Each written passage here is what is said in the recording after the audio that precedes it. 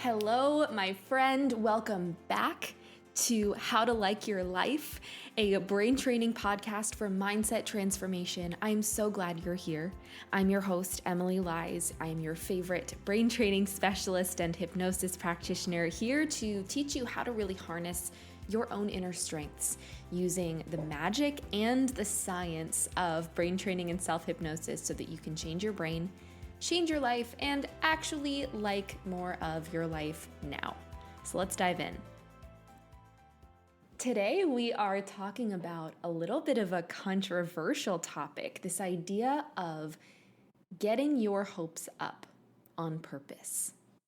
When was the last time you actually did that? When was the last time you gave yourself permission to get so excited about something without a care of whether or not it would happen for real? Most of us are taught to never do that, right? We don't ever hear someone say, yeah, you should get your hopes up more. You should expect the best for you more, because so many people are afraid of disappointment. And more often than not, I hear people downplay possibilities in their lives. Like if something really good is potentially going to happen for someone, rather than allowing themselves to celebrate that possibility, instead, they move through their lives behaving as though it's not going to happen. Like they're grieving the loss of this potential future never happening before they find out whether or not it's going to happen. And I think that that is so backwards. And I understand where it's coming from. I understand that people want to save themselves from hurt. But I think that not getting your hopes up and not allowing yourself to really believe in the possibility of something working out is also hurting us, because it is taking away the joy of the hope that something good could happen in the future. So I want to offer a different perspective, one that has given me so much joy in my life, and that honestly has made it easier to process rejections and disappointment when it happens. And that is allowing yourself to authentically get as excited as you possibly can be about something that may or may not happen in the future. Because here's the thing, no matter what, the future is unknown. The future is always unknown. And so we can either expect the worst and try to quote unquote protect ourselves from disappointment by thinking that the worst is going to happen by causing us unnecessary stress and dread, or we could allow ourselves to wonder what it would be like if the best possible scenario happened, and give ourselves permission to feel good now as a result of daydreaming about the potential that something good could happen in the future. And this is not about controlling an outcome, because again, we don't know what's going to happen in the future. We have no idea what the next minute of our life is going to look like. This is about taking possibility and using it to fuel a sense of hope and optimism as a way to help us like our lives now. Think about, if you are not enjoying your job and work is really miserable and it's not fun, but you know that you have a vacation scheduled for the next week, and it's Friday afternoon and it's the last few hours of you working, and those last couple of hours are the only thing standing between you and your wonderful beach vacation full of relaxation and fun and enjoyment and rejuvenation. You're more likely to be in a better mood on that Friday afternoon, even though you're still at work, even though you're still in those circumstances that don't make you feel awesome, right?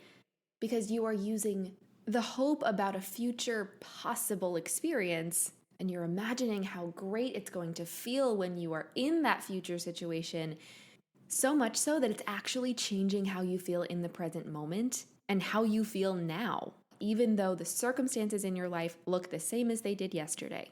And in this example, even though you have the vacation fully booked, you have the hotels and the flights set up, you have your itinerary, etc., again, we have no idea what is actually going to happen in the future. there is no such thing as a sure thing. Maybe there's a massive thunderstorm the entire week that you're at the beach and you won't actually be able to be outside. But the hope of looking forward to this experience that you're hoping that you'll have is changing your mood before you get there. And it'll be, of course, even more awesome when you experience it in real life. But even if you didn't, your mood and your quality of life in those last few hours on that Friday at work were better than if you weren't looking forward to a vacation. So you can actually use a potential future, a possible future scenario as a way to help you feel hopeful and like more of your life now, which is the point of this podcast. Now, I want to share a personal example of how I utilized this sense of really getting my hopes up in an intense way and how it actually helped me feel more okay when that thing actually didn't happen, when I received news that the thing I was hoping for wasn't going to be a real experience that I'd have in real life. For a little context, a little background, if you don't know my story, I am, in addition to being a brain training specialist and a hypnosis practitioner, I am a trained actor and singer. I have a bachelor's degree in acting and vocal performance, and I've been singing all my life. And so on my social media pages, I share singing videos sometimes. And a couple months ago, the wildest thing happened. I was actually scouted to audition for American Idol. The casting director for the show had been following me for a while, apparently, and she reached out and said, I need you to audition for American Idol, which was just such a random and cool thing to have happened. I haven't watched the show in years, but I grew up watching it. I grew up wanting to be on American Idol. And so it was a possibility that I really wanted to explore. And if you're not familiar with the process of the show and the auditions, you don't just show up and audition for Katy Perry and Lionel Richie and Luke Bryan. It doesn't work like that. You have to go through multiple rounds of auditions behind the scenes for the producers of the show, and then they clear you to go to the televised audition. So I scheduled my appointment to audition for the initial round of producers. And at first, I didn't think I cared about the outcome. I didn't think that it was something that I really wanted, but over time, as the weeks went on, as I was getting closer and closer to this audition, I found myself really, really wanting to be on this show. And my initial instinct was to shut down that hope, shut down that desire in the effort to protect myself and not get my hopes up, like what we've been talking about. But I decided that I was going to use this as an experiment to really let myself believe 100% that I was capable of winning this reality television singing show. And I let myself feel like I wanted to win American Idol, not just audition, but win. And as soon as I made that decision, my days became so much more fun. My partner and I would spend hours and hours on Spotify looking for possible songs that I could sing for the different themes of the episodes on the show if I made top 24. I was working on practicing a whole bunch of different new genres of music that I have never sung before because I'm normally a musical theater singer. I was pushing beyond my limits and my skills, and I was growing so much. My partner and I also watched the entirety of the last season of the show, and when they got to the part where the contestants were on the American Idol stage, I pictured myself up there with them. I had a moment where I imagined what it would feel like to be on that stage with those people, with Ryan Seacrest, hearing him say, "This is American Idol," with the music going like da-na-na-na-na-na-na. And I got this whole rush of joy in my body, so intense that I started crying because I let myself imagine how good it would feel if I got on that stage myself. And every day leading up to that audition, I felt so good about myself. Because not only was I looking forward to a possible future, I was starting to expand my sense of confidence and trust in my own abilities and trust in myself to be worthy and be good enough to deserve amazing future circumstances like winning American Idol. it all of a sudden became not just about controlling or wanting a certain outcome. It became a practice of embodying the powerful, confident future version of myself that I want to be as a result of imagining this future coming to fruition.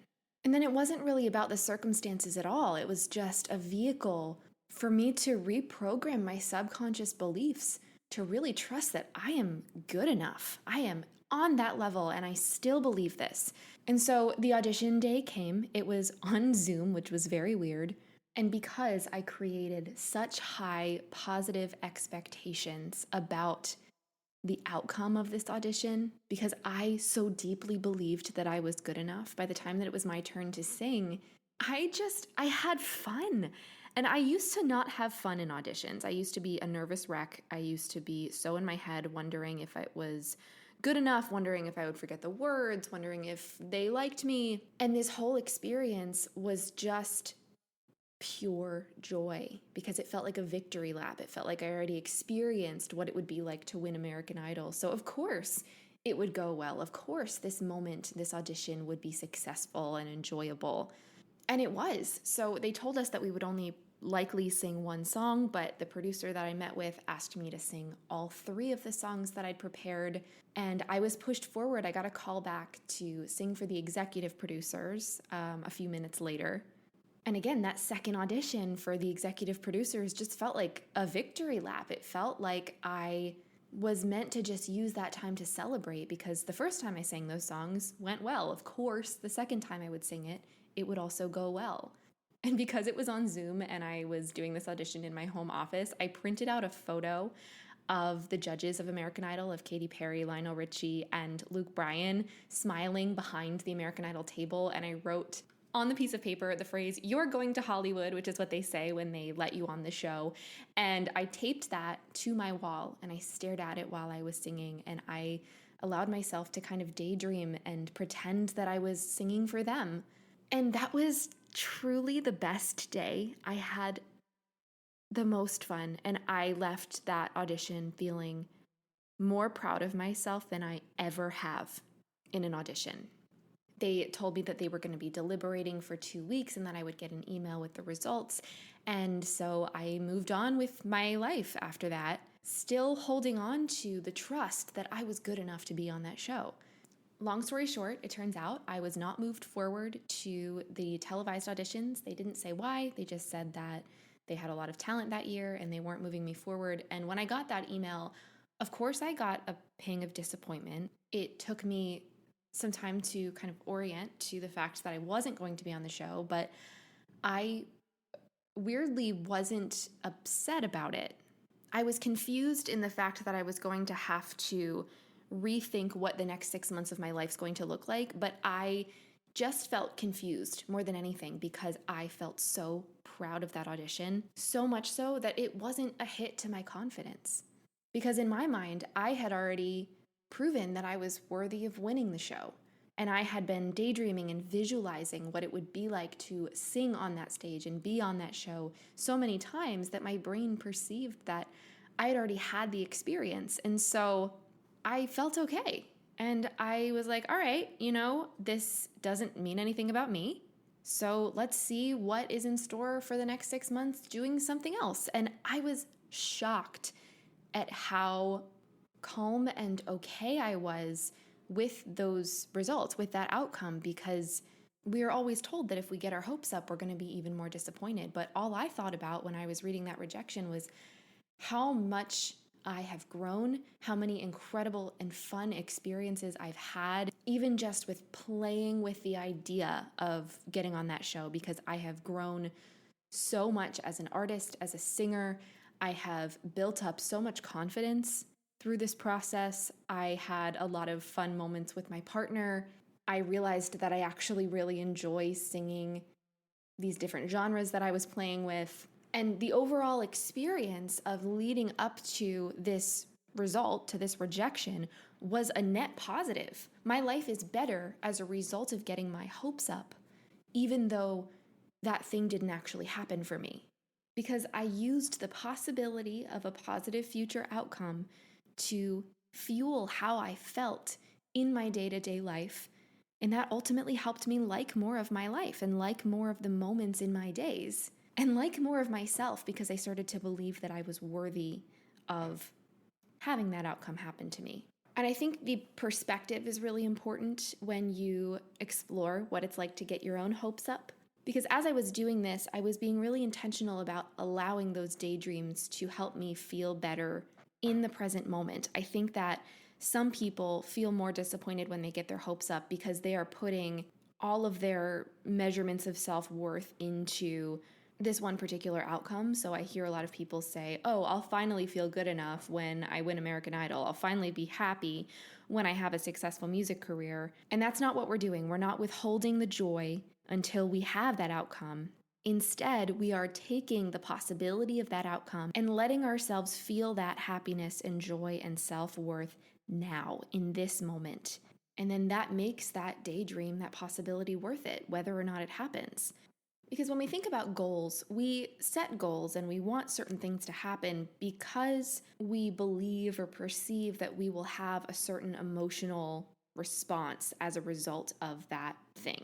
Little kids look forward to their birthday parties, or they look forward to Christmas Day because they believe that it's going to make them feel happy and it's going to help them have more fun. We want $1 million because we think it's going to give us a sense of safety or freedom or the ability to live the comfortable lifestyle that we want. We want a certain career accomplishment because we think it'll make us feel proud of ourselves. And it's not the actual circumstance that we are hoping for. We are looking for the circumstances to give us a feeling. And that is the key to what I'm talking about today. These circumstances can give us a feeling or an emotion or a belief that helps us feel better. And that is what we're seeking. But the coolest thing about the brain is that it processes imagination very similarly to reality, which is why you can feel stressed and overwhelmed even when you are laying under the covers in your cozy bed and thinking about the job interview you have tomorrow. That job interview is not happening in this present moment, but your body is responding with the stress that it would feel if you were in that situation. This is why we feel scared when we watch scary movies. This is why we watch comedies to help us feel better, because we know that those imagined comedic circumstances will give us an emotional response. Our brains and bodies process imagination very similarly to reality. And so when you get your hopes up and you let yourself think that a positive outcome is going to happen, you're naturally imagining what it would be like if that happened for you. You're daydreaming and thinking about and maybe even visualizing what that circumstance will be like when you enter it and using your imagination. And as a result, you're having a positive response, even though that circumstance isn't happening. So when I was imagining what it would be like to stand on the American Idol stage, I obviously wasn't actually doing that. I was sitting on my couch in my living room, but I was having the emotional response and I was holding the beliefs that I would hold if I was actually on that stage. And it helped me feel the feelings that I'm seeking so desperately without my circumstances changing at all. So that means that you can use the future that you want as a practice, as a brain training tool to help you access the feelings that you're seeking today, so that you can like more of your life now and not feel like you have to wait until those circumstances come to fruition in real life to give you that experience. And even if it doesn't work out, even if it rains on your vacation or you don't make it on American Idol or you don't get the job that you want, the journey of hoping for that thing made your life a little bit better along the way. And chances are it helped you cultivate the belief that you deserve the thing that you want, that you're worthy of that level of success or fun or relaxation or joy or pride in yourself.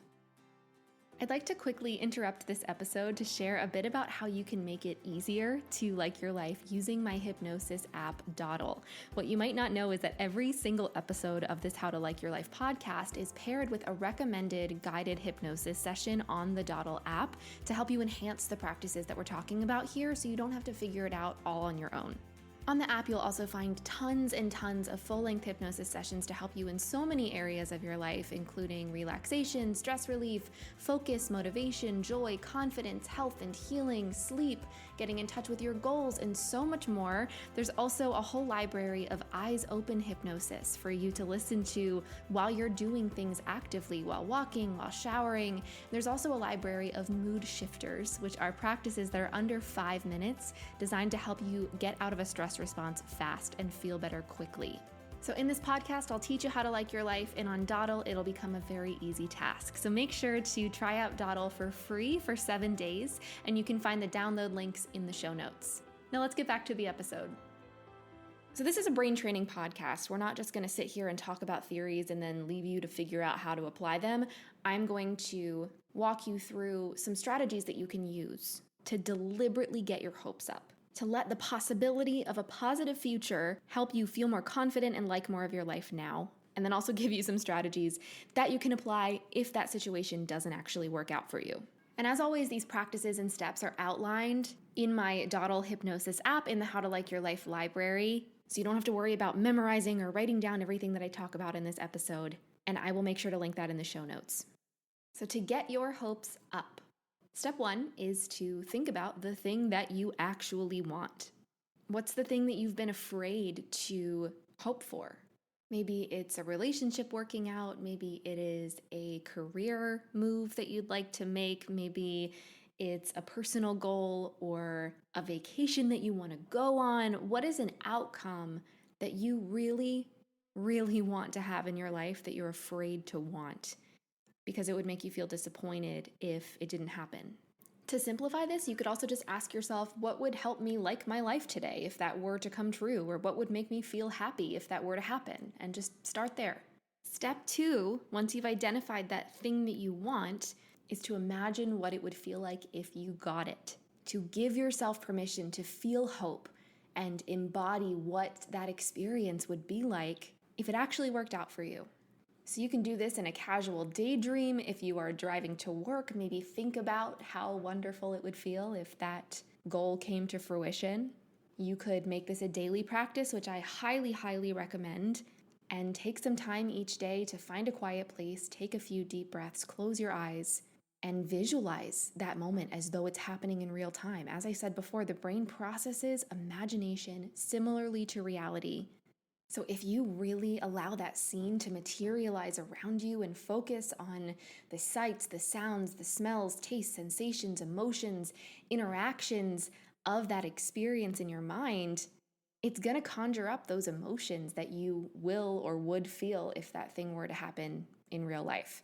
If you have something called aphantasia, if you aren't really able to visualize or see in the mind's eye, that's also totally okay. You can think about how you would feel if you were to achieve it. You can also write this out in a journaling exercise. And in the Dottle Hypnosis app, you will find a journal prompt for you to write out this scenario and really make it real for your brain so that you can start to trust that you are worthy and deserving of achieving this thing that you want. And step 3 is to really let yourself feel it. Feel that excitement, feel that hope, just like a little kid the day before their birthday, just like someone on a Friday afternoon getting ready for a week-long vacation. Let that excited anticipation and full expectation bubble up within you and allow that to inform how you feel now. Don't withhold the feeling from yourself until those circumstances come true. Let it fuel your joy now. If I were to come up to you and tell you that I'm from the future and I can confirm that all of your wildest dreams are going to come true in 1 week, how would that change the way that you show up today? How would that change the way that you move your body, the way that you talk to people at work, the way that you interact with your family? How would that change the way that you talk to yourself? So start embodying that as though it's inevitable for your dreams to come true, whether or not they happen. And if that thing that you really, really want, that you're hoping for, doesn't happen, that's okay. That is okay. It's okay to feel disappointment. It's okay to feel confused. But if you get the news that the thing you're hoping for is not in the cards for you right now, if you're not going to be on this season of American Idol, take some time to reflect and ask yourself, what went well on the path to this news? What was fun about the process of getting my hopes up? What did I learn about myself? And what did I learn about my strengths and my desires? What new supportive beliefs did I grow as a result of letting myself feel hopeful? What went well on the path to this rejection? Because if I have learned anything over the years, it is that rejections and disappointments and things not going my way are not a waste of time. I always learn the most valuable lessons when things don't work out. When I didn't get cast on American Idol, I still became a better singer. I became a more confident performer. I learned that I actually really like singing folk music, which I never explored before. I learned that I actually really want a successful performance career. This is all really valuable information that I can take with me as I take next steps in my life, even though that next step is not going to be American Idol. That's okay. That possibility and that hope still changed the trajectory of my entire life. And so when things don't work out for you, I would like you to, of course, honor the feelings that are coming up because they are valid, and also take stock of what was good along the way. And no matter what, give yourself permission to daydream. Daydream about your wildest goals coming true. Make your dreams bigger and see how good that can help you feel now. Because ultimately, we only ever have the present moment. We don't know what's going to happen in the future. And so we might as well use the future to like more of our lives now and like ourselves now. And you are so capable of that. You are so capable of liking your life. As I mentioned before, if you want some extra guidance with really embracing this practice of getting your hopes up, make sure to check out my hypnosis app Dottle in the show notes. Every episode of How to Like Your Life will have a paired hypnosis session in Dottle, so I will guide you through the process of visualizing your goals and getting your hopes up so that you can see what's possible for you. And you'll be able to really start training your brain to naturally embody this sense of optimism by listening to these hypnosis sessions each day. And if you want more specific guidance with embracing this sense of trust in yourself, if you want to feel more empowered and believe in yourself as you work towards your big goals, I also host a 6-week online brain training course called the Hypnotic Empowerment Masterclass, which will teach you brain training and hypnosis practices to get out of your own way and reprogram your subconscious beliefs and reduce your stress, really removing the mental junk that is holding you back so that you can increase your access to joy and optimism and creativity, like more of yourself, celebrate more of yourself, and like more of your life. So if you're interested in that, check out the link in my show notes to find out when the next cohort will be. And if you enjoyed this podcast episode, if you learned anything, if you feel inspired, please share this episode on your Instagram story. Let me know what you thought and make sure to tag me because I love, love, love seeing those messages. And if you feel so inclined, please also leave a review wherever it is you're listening to this podcast. You have been listening to How to Like Your Life, and it is so, so possible for you to like your life. I believe in you. I see you. I'm so grateful that you're here, and it's been great chatting with you. I will talk to you next time. Bye, friend.